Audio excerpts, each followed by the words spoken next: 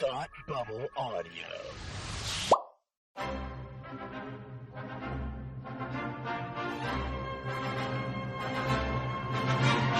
Look, up in the sky! You will never find the more wretched hive of scum and villainy. Welcome to Beer with Geeks with Tim and Frank. Who are you? I'm Batman. I am Iron Man. Your friendly neighborhood Spider-Man. Hi, Christopher. I'm Nero. My name is Inigo Montoya. You're a wizard, Harry. A couple of guys with a couple of beers and a whole lot of pop culture nostalgia. Make it so, number one. Ladies and gentlemen, the Beatles. Named the dog Indiana. Life finds a way. I am serious. And don't call me Shirley. Now sit back and crack open a cold one, because it's time for Beer with Geeks. It comes in paints. Shaken, not stirred. Great Scott! I was way off. I knew it started with an S, though.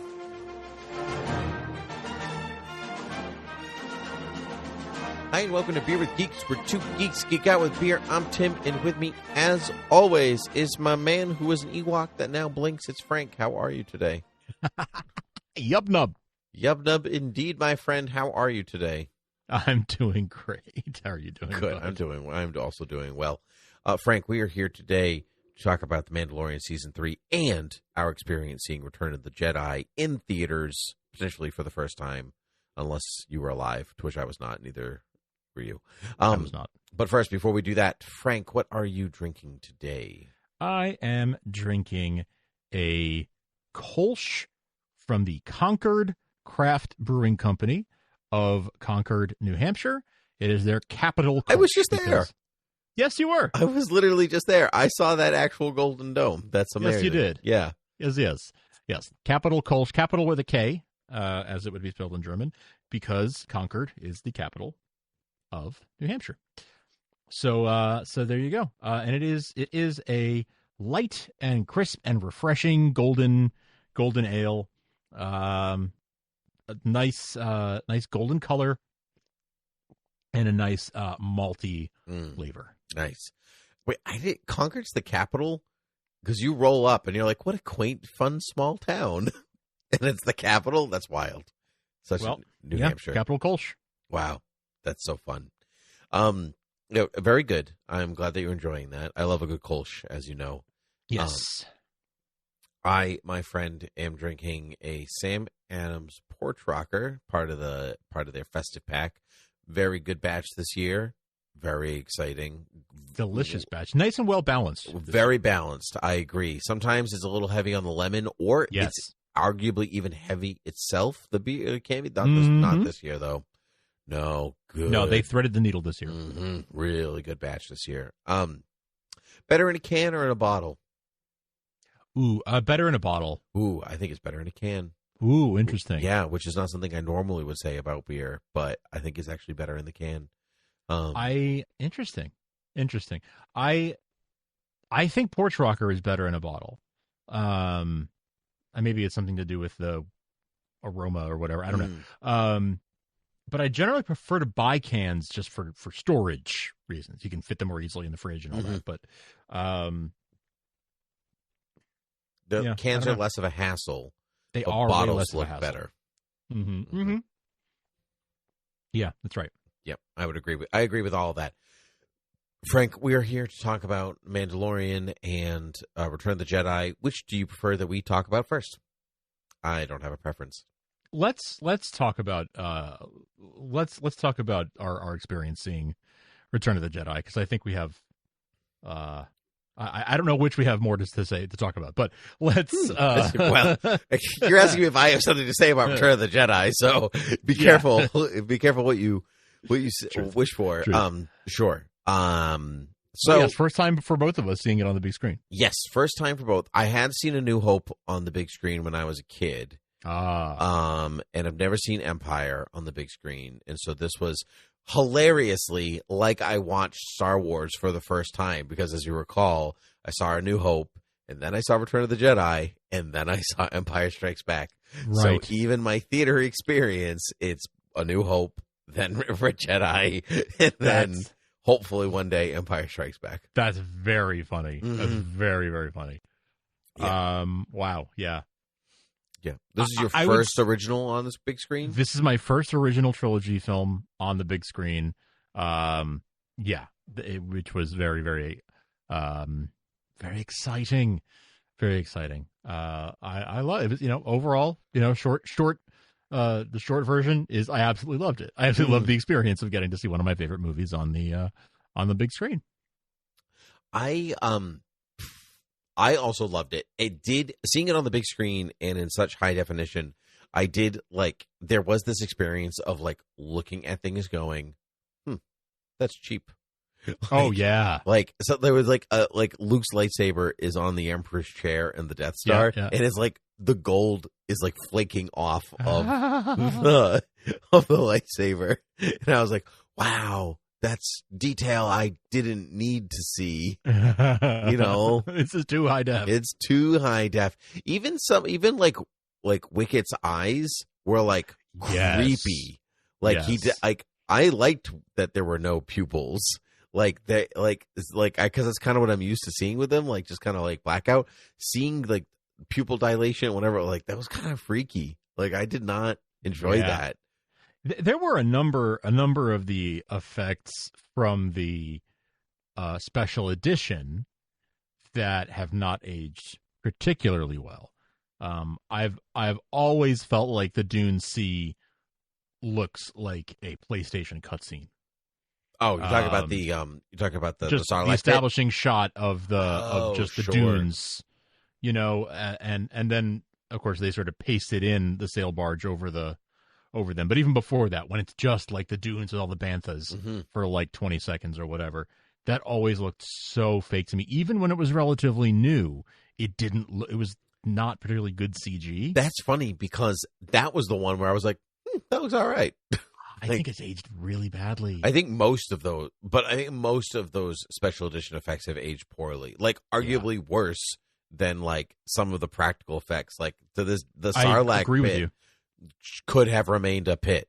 It didn't need the beak in the middle. The beak is distracting. The beak is distracting. Why are there teeth on the side if the beak is in the middle? It's tacked on. Yeah. Oh, totally. But why are there teeth on the side if there's a beak in the middle?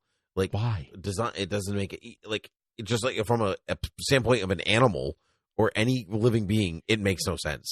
Some of the things, once George got started on making changes, he sort of got a little carried away with some of it, and it's if I could have back then, it wouldn't have just been a hole with teeth in it. It would have been more impressive looking. Maybe there'd be a beak in the middle, and it's sort of okay, but you put the teeth there because he didn't have a beak, so why would you add the beak now? If maybe you would have done something different, but you didn't. So I kind of like that doesn't need to change. I kind of like the pit with the teeth though, because you could literally stumble upon it, or into it. That's much scarier than some rando beak. Doesn't make any sense. But yeah, watching Boba Fett fall into it, has a whole different resonance now that we've seen the Book of Boba Fett. I did think about that, and I in my mind, they're just weirdly almost two different characters. I kind of know what you mean. Because he's kind of still just there. And I did think about one day you're going to sit on that throne and the stuff like that. Yeah. But at the end of it, I was still just you're just a chump. I still just think that you're a chump. He goes out like a chump. Yeah, the only time that he's really not been a chump, to me watching it, is when he appears in The Mandalorian in the second season. Not even in his own show, but in The Mandalorian. But whatever. But there's some other stuff, some of the other practical things on the big screen, Jabba still looks great. Mm-hmm. Even the Rancor looked awesome. Yes. Yeah. So there was things that I did highly enjoy from that angle. Also, I didn't know that Bib Fortuna had turquoise gloves. That I didn't even catch that. Yeah, he was petting R2, when he does, and and his I thought he was wearing all black, but all of a sudden you have color on your outfit. I never would have. Even on my screen, I've never noticed that. So things like that, I enjoyed quite a bit. I maintain that Return of the Jedi is middle of the road Star Wars, in packed with some of the other things that have come out. Watching, it has such an uneven tempo. Sure. Yes. Yeah.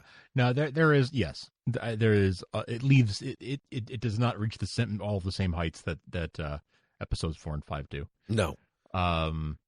Except I think the third act is almost unparalleled in Star Wars, though.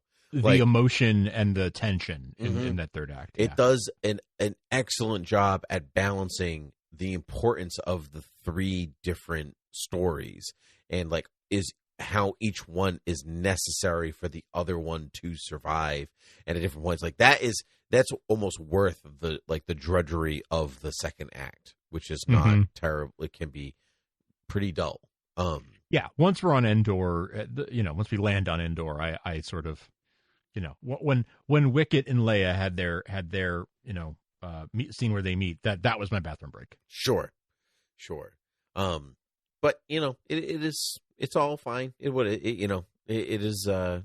is. There was one scene seeing things in high def on the big screen. I think it's when Luke and Vader are in the elevator going to the Emperor's throne room on the Death Star, and Vader's helmet is like covered in dust, like static dust. And I was like, whoa, nobody dusted him before this take.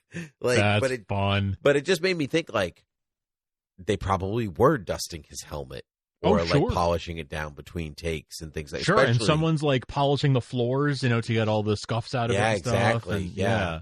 But it's just like in the or when Vader appears for the first time, and like the shuttle comes in, is like, we will double our efforts, that whole conversation. Like Vader's helmet is so shiny. I noticed on that. The big screen. It's almost distracting how shiny it is. Super shiny. Yes. And, it's funny. I definitely noticed that. Yeah, because on the small screen, that's my favorite Vader look. Is the shiny, like, I haven't been in a battle in a long time Vader. But, like, for some reason on the big screen, I was like, whoa, it's too much. It's like... It was like J.J. Abrams' lens flare. Yeah, kind of. Yeah. God, my eyes. I did, actually, you mentioned that scene. Something that I was looking out for throughout the whole film, especially in scenes like that one, was trying to figure out when it was a Ralph McQuarrie matte painting in the background and when it was real. So like on the Death Star and on the Super Star Destroyer, you actually see it kind of goes back and forth between shots of real stormtroopers lined up and then a matte painting of stormtroopers. Yes. And I was paying extra attention to see when those switches happened and what was painting and what wasn't. Yep. Because the paintings are so damn good, you can't tell. I know. A lot of, on a small screen, especially, you have to really squint and look. Actually, even the Emperor's Arrival, I know a lot of those stormtroopers are matte painting. That's right. Matte painting, and I really couldn't tell even on the big screen. And I knew I was looking at one, right? And I still couldn't really tell. There was one camera movement, and I can't remember where it is. It's either Endor or Tatooine. I can't remember, but there's the camera kind of tilts down or up. I can't remember, away from the moon or the Death Star or whatever. And it was so obvious that like there was a layer of a matte painting when the camera moved. Oh, I see. And I was like, I could almost like see the depth of it, like in the movement. And like, that's not something I would ever see on a small screen. Sure. And that's, to me, not a slight against the movie, because when these movies were made, the intensity of the camera focus was not the same. Like, we were never, they never thought we were going to get, well, maybe George did, but nobody else ever really thought that we were going to get this high quality. Right. And so, like, that's not what they were making the movie for. Like, when you can see George Reeves' strings flying on Superman, you know what I mean? Like, the grainy television in 1953 was not going to see that.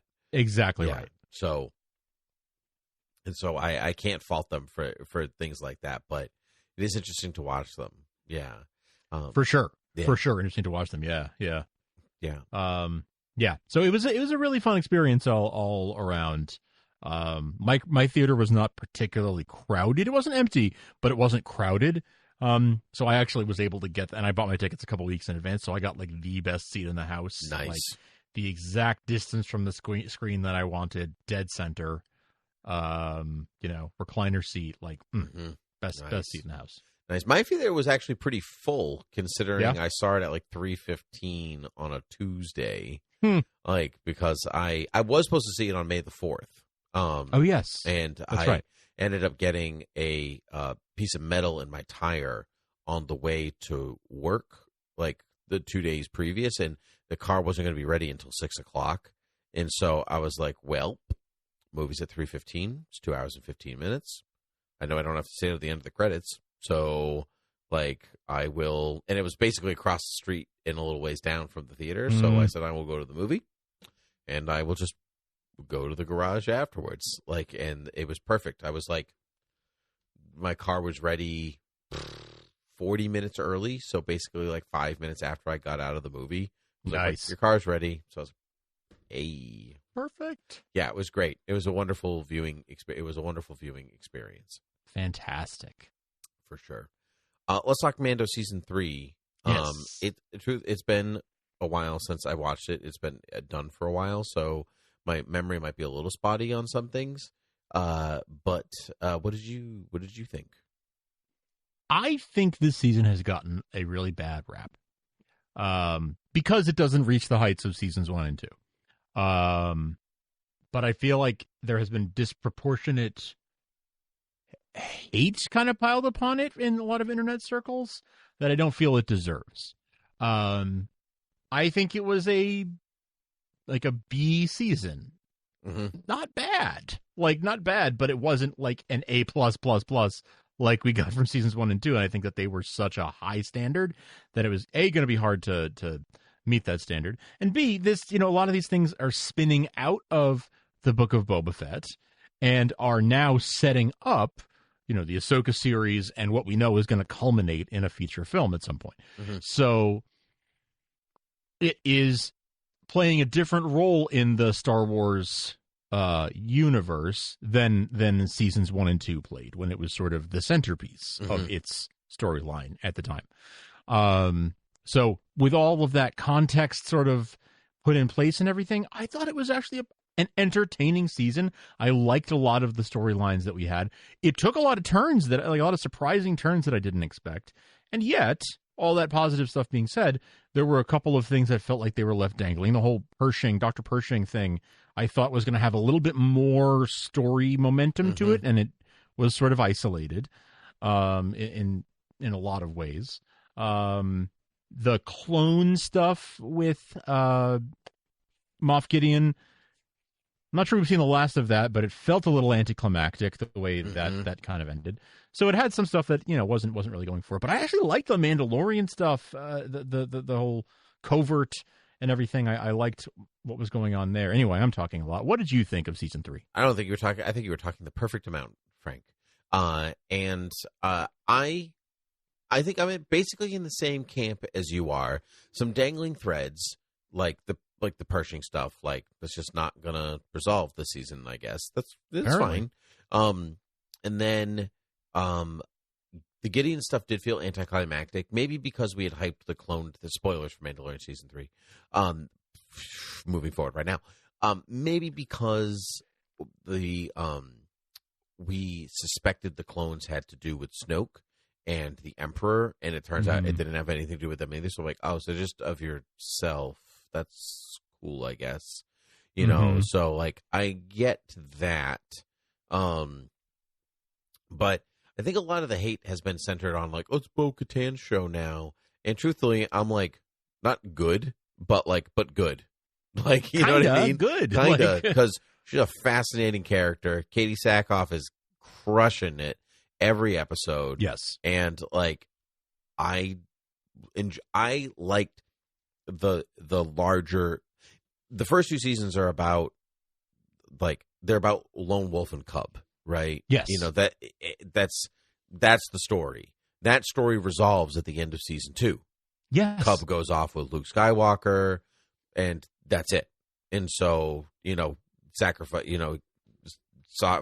surrogate father does what's best for his surrogate son, whatever. And so I feel like in some ways Grogu coming back is not necessarily a mandate from the studio, but Grogu sells, so figure it out. Yeah, I do kind of think that is a Lucasfilm edict or a Disney edict. Yeah, which is fine. I don't mind. There's a couple of it wasn't done poorly, so I don't mind. No, I don't mind either, and certainly I prefer them together than apart because they're cute and whatever. And so And so there's kind of like the mending of the Mandalorians, like the unification of the Mandalorians is really the thrust of the season. And so, and that is not like, it's not to look down upon the way, not the way, but whatever their, oh my gosh, what is their group called? The Covert, or the Children of the Way. Or, Children of the Way, yeah, whatever. So it's not to look down on their version of it, but to actually like say like it's okay that they believe this way because it's the only thing that actually made Mandalore survive in some capacity. And it turns out like abandoning your faith or your way or whatever is actually what destroyed Mandalore. And so, did you watch that video that Vector sent? I meant to ask you this before we started. And so our friend Justin Vactor of Vactorverse sent us this lovely video that Frank will link in the show notes. And it's about a good half an hour about how The Mandalorian, is particularly season 3, is Jon Favreau's story or retelling, or in some capacity, or at least influenced by the story of Judaism. And it's not even like little things like, oh, they're called tribes, like the 12 tribes of Israel. Like, yes, that's there, but it goes hard into it, and so hard that like it's like undeniable that Jon Favreau is putting his Jewish upbringing into The Mandalorian and taking direct like and like directly recontextualizing like the story, like the stories of Jewish history, ancient Jewish history.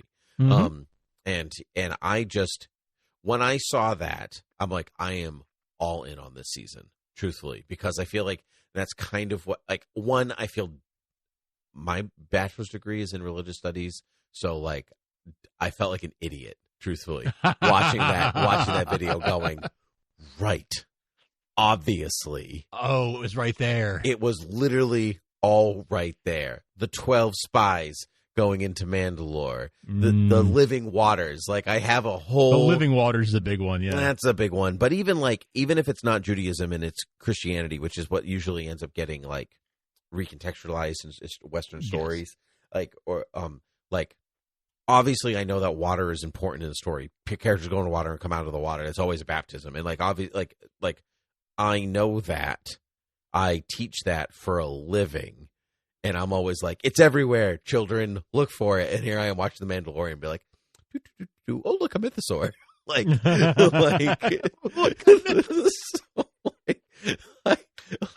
I'm like, obviously, I should know what it's doing, like, and make it better. Like, Gideon is like, I think it was the video that said this, like, Gideon is the antithesis to Mandalore, where it's like they are like it's all about community and being supportive of one another in community, and that's what bridging two worlds and what they're all trying to unite. And Gideon's like, just copies of me will be fine, like, because like he has his little community, his empire, like his empire meeting, right? The Imperial meeting.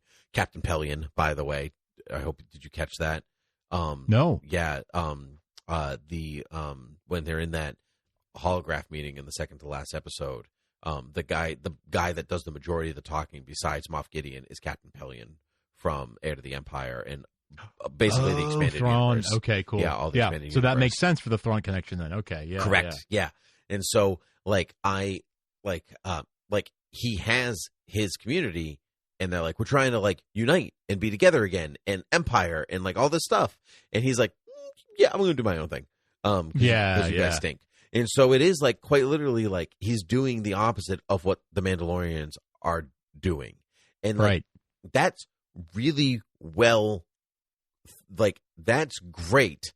But I also feel like I should have gotten that, and I didn't. I needed somebody to tell me. And I don't know if that's because like I turned my brain off when it comes to like childhood loves, where I like don't analyze the Star Wars like off the bat, where like I'll go see like any movie and analyze those things. But Sure. Or even last week we talked about Guardians. Like I was all in, like that's my mind was there for all Sure. of it. Yes. But I don't have a childhood connection to the Guardians. So I'm like watching it through a critical lens already.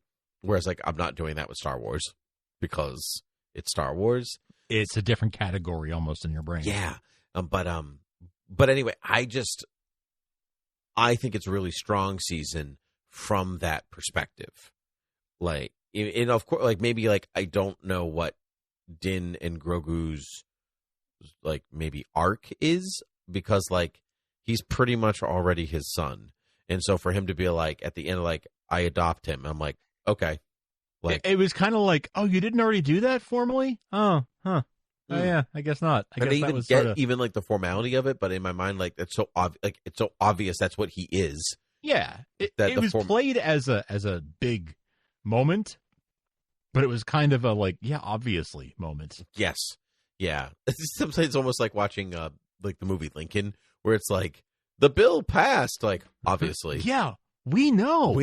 Yeah, yeah. I knew. Like I didn't need 3 hours for you to tell me that. I know. At the end of 1776, they signed the Declaration. And you're like, wow, I know. The Titanic sinks, like whatever. Like what? Shocking. Yeah, shocking. That's not a fair example, actually, because it's not. You're but wrapped in because that's just the setting that happens. That's not what you care. But anyway, sure. Yeah, You mentioned that your bachelor's was in religious studies, and there is your master's in film studies right there. Right on. Yeah. Right on. Yep. Yeah. So of course I'm an idiot, double an idiot, because my bachelor's is in like religion, and my master's is in, technically it's in the humanities, but I concentrated in film. So, but like it's in film, and here I am watching a thing about like a religious parallel, like a flat out Judaism parallel, and I didn't get a second of that in it. So I'm glad somebody did, and I just liked that. In some ways, I even like that like Favreau feels that like he can put something so personal to him forward inside of Star Wars. Yeah, that's right. Because good Star Wars is not Star Wars. Good Star Wars is other things in the Star Wars universe, right? Good Star Wars. That's what A New Hope was to begin with. Correct. Right? It's a pastiche. It's one thing made up of a lot of influenced by a lot of different other things. It's westerns. It's samurai. It's all the stuff that we know about Star Wars, right? Like we know those things already. Yes. So when Star Wars is just Star Wars, Force Awakens, when Star Wars is just Star Wars and it's not anything but that, you're like, all right, it's fine. Like, it doesn't feel quite right because it's not doing anything new or influence outside of that. And I know Favreau wanted to be influenced by the things that George Lucas was influenced by, and you get that very clearly in seasons 1 and 2. It's obviously westerns. It's obviously samurai in some ways. Man with No Name. It's Dirty Dozen. It's like, World War II. It's like all those different things. This is Favreau going, well, season 1 and 2 for Star Wars, this is what George was influenced by. This is what I'm influenced by. And from that angle, I very much like this season. Oh, yes. Yes. Yes, for all those reasons, for all the Bo-Katan stuff too. The Bo-Katan and Thrawn stuff like melded together. I like where for purely Star Wars reasons, I like it. I like it for all the reasons that you bring up, but even for purely Star Wars reasons, like I like seeing the continuation of that character from the Clone Wars and everything that we know about her. Mm-hmm. I like seeing where we know, Thrawn stuff is going to pick up. Having read the original Thrawn trilogy and everything, mm-hmm. And knowing like, okay, what stories can they tell with that in this continuity, and are they likely to tell? And knowing that we're headed there, it all is actually. I feel it's an exciting it's a bit of a pivot for The Mandalorian specifically, but it's not anything we haven't seen ever before. It's sort of pivoting Star Wars into more of a Marvel sort of model where okay, this is one story, but it's one story in a larger, sort of bigger anthology of things. And when this story completes itself, it will hand off to the next chapter in this larger saga. Yeah, which is, I mean, technically, in some ways, that is what Star Wars has been doing for a long time. It's just more that it's usually filling in the gaps between episodes. Whereas this it's is not so much episodes in these same characters' stories. But it's more like different stories that form a patchwork that is one whole. Yep. From Clone Wars to Rebels to this to what comes next is all these different characters in different time periods, but it's actually all one story. Mm-hmm. Yeah. And truthfully, I like that. And I'm just happy to also see some other things kind of resolved, like Clone Wars stuff resolved. Yes. And it's not even... I think it's even unfair to say like the Mandalorian stuff is just like, oh, it's Clone Wars stuff. It's Star Wars stuff. You just happen to learn about it in Clone Wars. You know what I mean? Star Wars stuff. Baseball stuff. And so the focus on Bo-Katan was a huge plus for me. Me too. Yeah, I heard somebody call it the Book of Bo-Katan, and I love that. That's great. But truthfully, like, fine. Like, that I don't have an issue with that at all. Like, no, same. Yeah, I love that we went back to like not seeing Din's face. You know what I mean? Like no, this is what I believe. Like, and I just because this, Frank, I'm going to talk about Dungeons and Dragons for a second. He is a paladin, right? And so. Because his name is Din, Paladin Jarden, there you go. right? So he is a knight wearing a suit of armor. Like, he doesn't have colors like the rest of them. He is in just the metal, right? And so it says like as knight-ish as you get. Mm-hmm. And he is on a romantic or noble or chivalric quest. Yes. Like basically at all times. And this is basically him going to the Living Waters is like is Sir Gawain seeking out the Holy Grail, right? This is kind of what he's doing. Claiming his, how do I describe it? His honor, I guess. That's just, reclaiming what makes him honorable. So like when he does that, it's not like, oh, I'm done doing that now. Like, no. Like, the code, the chivalric code is what is to be believed, right? And so like it's no like so the way of the Mandalore is this is what is to be believed. There is something greater than himself that he believes in, right? And that's good Star Wars because like that is technically the Jedi before they're corrupted by politics. Yes. Right? But that's also what they're saying is like that's also Mandalore before they were corrupted by politics. Mm-hmm. Like, so and so like there's a really big it's actually making a really big statement about like entrusting yourself to like the faith of your community and like in the beliefs of your people, like in what like of ages and ages and ages ago, and not to be led astray by the modern galaxy. Like, that's what Favreau's saying. That's chaos theory. So very nice. It's true though. Everything you say is true. Yes, I like you. I'm sorry. Can you do that again in the Han Solo voice because you had it was perfect and you dropped it. It's all true. It's true. All of it. Yeah, no, it is though. I really enjoyed the season 4.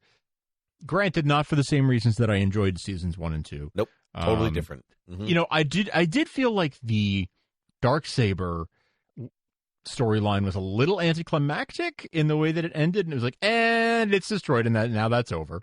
I'm not sure how I really feel about that, to be honest. I do like it was destroyed because it's like this thing that like this is the thing that's holding you back. everybody. Like the Ring. It's kind of like that. Like the One Ring. Nice Lord of the Rings reference. Not a Lord of the Rings fan. Good job. I approve. I kind of thought that's where we were going. I was like, all right, let me get it out of the way. The Ring, I wasn't right? Yeah. I wasn't thinking about that at all. But that's okay, it. But well, it's a really good. It is a pretty good parallel. No, I was thinking more just like oh, this is the thing that's holding you. This is the thing that's holding you back. And so now that it's gone, so you can move forward, because like a good story has this kind of MacGuffin, right? That, like is symbolic of everything, almost like Lord of the Flies and the conch, right? Once the conch gets destroyed, therefore all their civil ways, or whatever. So no one's listening to you now, Piggy. Yeah. So it's kind of like that, but I think when Din lost it and it was taken up by Bo-Katan, like when he got, and he's like, oh, the enemy that defeated me, she defeated that enemy, so therefore it's hers.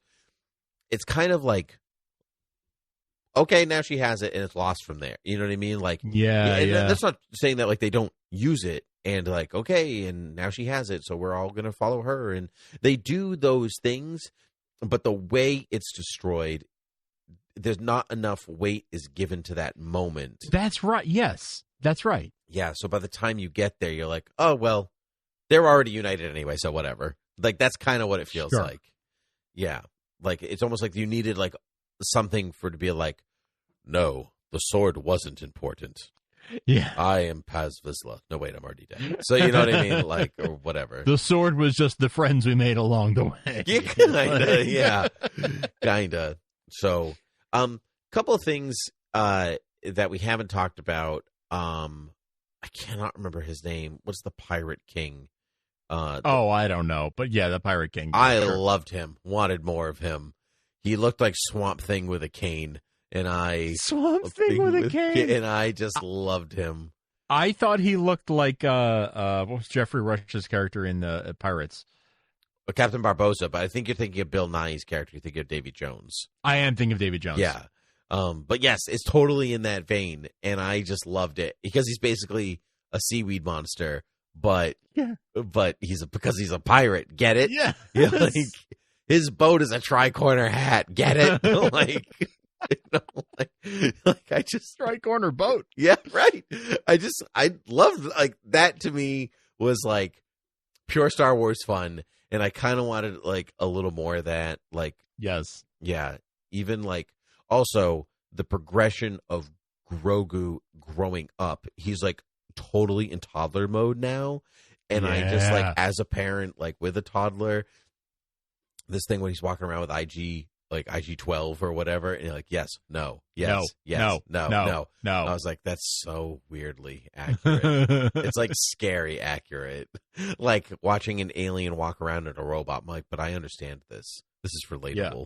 Like, aren't toddlers really just aliens at the end of the day? Oh, totally. In robots sometimes if you buy them the right toys. Yeah, so anyway, I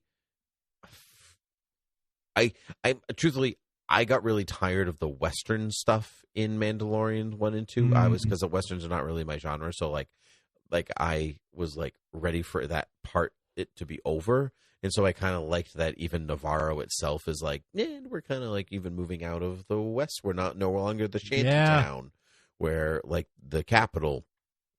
But at the end, I just love that he like gets his ranch out in the desert, like a good Clint Eastwood. His homestead. His homestead, right? And so, yeah, I don't know. Maybe B+ on the season overall, like, but I'm certainly ready for more Star Wars and more of these characters. I'm ready. I mean, I know there's a season 4 coming, but I'm honestly at this point more excited in a lot of ways for where, the branching out from here to the Ahsoka series and the films that are to come out of it, or at least the film where it's going to culminate. I'm the Thrawn storyline I'm very excited for. Kind of excited more for those things, and I am interested to see like Grogu continuing to grow up and becoming a Mandalorian and like taking on the different steps that he'll go on along the way. But at this specific moment, I'm more excited about seeing the story branch out from here, and interested to see where Din and Grogu go from here. Yeah, that video that Vactor sent us, it does talk about Grogu as this like messianic figure. Yeah, so like when Mandalorian Jedi were enemies, but he's this like Jedi Mandalorian, so he's like walking two paths, like kind of thing. So like thematically, also that's really interesting, and I would really curious to see if that's where they're going, because it feels like they are, and it sure does. Yeah, so good stuff. Good stuff. Yeah, good stuff. Good stuff all around. Mm-hmm. I'm into it. You know what you should also be into, Frank? Good segues, but also where the people can find us. Yeah, in lieu of good segues, here's just a segue. You can find us at beerwithgeeks.com. You can email us at beerwithgeeks@gmail.com. You can listen, rate, and review us in any podcast app. The one you're using right now, it will suffice.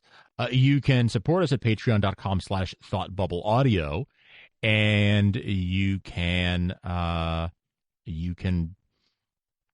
find us at beerwithgeeks.com or thoughtbubbleaudio.com. Very good, Frank. Well, a pleasure talking Star Wars with you, as always. Maybe one day we will be able to see Empire Strikes Back in the theater together, and of course, that would be lovely. Hey, think about it. In a couple of years, we got the 45th anniversary of Empire, and then a couple of years after that, we got the 50th anniversary of A New Hope. So I bet we're going to have theatrical releases for those. Absolutely. So we'll be back. Absolutely. Folks. We will be back, because we're not stopping podcasting. You can't make us. No, you probably can. All right. Until next time, cheers. Cheers.